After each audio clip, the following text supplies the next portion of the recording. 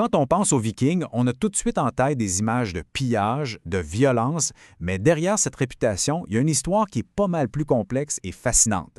C'est que les Vikings, c'était bien plus que des barbares. C'était des navigateurs, des explorateurs, des commerçants qui ont carrément changé le cours de l'histoire. Alors on va plonger là-dedans ensemble pour voir qui ils étaient vraiment. C'est la question qui est au cœur de tout ça. Pendant des siècles, les Scandinaves, c'était des fermiers, des pêcheurs. Et là, soudainement, à la fin du 8e siècle, bang, ils déferlent sur toute l'Europe. Alors pourquoi? Qu'est-ce qui a bien pu déclencher cette explosion de violence et d'exploration? Bon, pour comprendre, il faut revenir en arrière. On est en 793. C'est l'année d'un événement qui a envoyé nombre de chocs à travers tout le monde chrétien. Un événement qui marque, disons, le début officiel de l'ère des Vikings. Leur cible, c'était pas n'importe quoi. Lindisfarne, une île sainte au large de l'Angleterre. Et le choix n'était pas fait au hasard, là. Pensez-y. Le monastère était isolé, rempli de richesses et surtout complètement sans défense. Ils ont été brillants dans leur stratégie. Ils ont attendu la marée haute pour attaquer. Comme ça, impossible que des secours arrivent.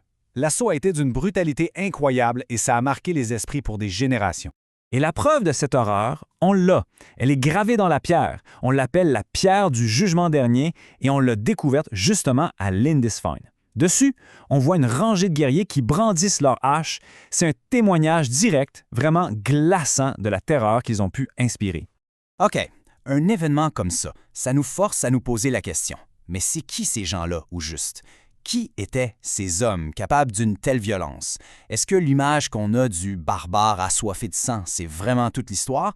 Bon, premier point, et c'est super important de le comprendre. Vikings, ce n'était pas un peuple. C'était pas une nationalité, c'était une activité, une profession si on veut. Le mot lui-même, en vieux norrois, ça veut dire guerrier des mers ou pirate. Ça décrivait simplement les Scandinaves qui prenaient la mer pour piller et faire du commerce.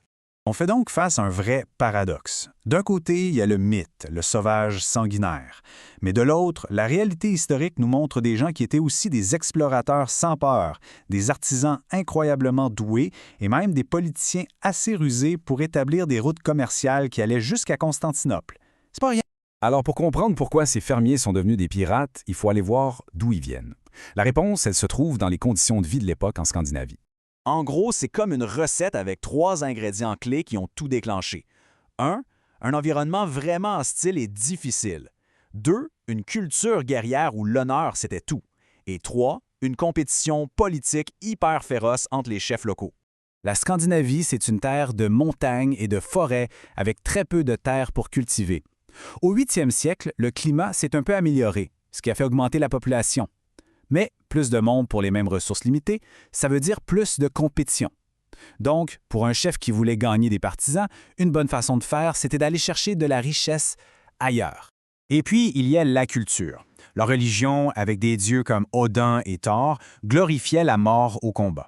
Mourir les armes à la main, c'était le billet direct pour le Valhalla, un genre de paradis glorieux pour les guerriers. Cette croyance, ça rendait les combattants incroyablement courageux, voire carrément téméraires.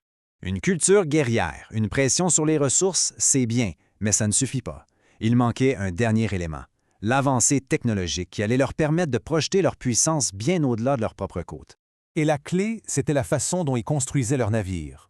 Ils montaient la coque en premier en superposant les planches, et c'est seulement après qu'ils ajoutaient la charpente à l'intérieur. Cette méthode rendait leurs bateaux incroyablement légers, rapides, flexibles, capables de naviguer en haute mer, mais aussi de remonter des rivières peu profondes. Ça faisait des millénaires que les Scandinaves naviguaient. Mais leurs bateaux, avant, c'étaient des navires à rames. Ça veut dire que leur portée était limitée par la force et l'endurance des rameurs. L'innovation qui a tout changé, c'est l'ajout d'une voile. Soudainement, ils n'étaient plus dépendants de la force humaine. Ils pouvaient exploiter la puissance illimitée du vent. C'est vraiment ça qui a transformé une société guerrière en une société de pirates à grande échelle. Et cette technologie coûtait une fortune. Pour fabriquer une seule grande voile, il fallait la laine de plus de 200 moutons et ça prenait environ 2 ans de travail à une vingtaine de personnes. Un drakkar avec une voile, c'était un investissement colossal, un vrai symbole de pouvoir. Armés de cette nouvelle technologie, la stratégie des Vikings a pu évoluer. Ils ne se contentaient plus de frapper et de fuir, non, leurs ambitions étaient devenues beaucoup plus grandes. Au début, leur stratégie était simple, frapper vite et fort. Ils ciblaient les monastères côtiers, qui étaient de vraies banques sans aucune protection. Ces raids leur apportaient de la richesse, de l'honneur et surtout une réputation absolument terrifiante. On observe une progression très claire. Les premiers raids, à la fin du 8e siècle, c'était pour tester le terrain. Au fil des décennies, ils sont devenus plus audacieux, ils ont accumulé des informations. Et au milieu du 9e siècle, ils ne venaient plus seulement pour piller. Non, ils arrivaient avec de grandes armées pour conquérir. En explorant les côtes de la Grande-Bretagne, ils ont réalisé que ces terres étaient bien plus fertiles que les leurs. Alors l'objectif a changé. Pourquoi se contenter de voler la richesse quand on peut prendre la source même de cette richesse? Ils étaient là pour rester.